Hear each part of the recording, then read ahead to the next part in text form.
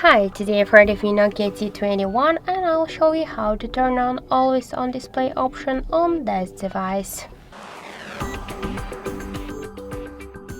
So just to activate the Always On Display time, the dates and the notifications from your lock screen, you should first open the settings and then scroll down to the display section. After that, tap to lock screen and scroll down to always show time and info switcher. After that, let's just lock the device and we can see that the always on display feature is successfully activated. So that's it. Thank you for watching, and if you find this video helpful, don't forget to leave a like, comment and to subscribe our channel.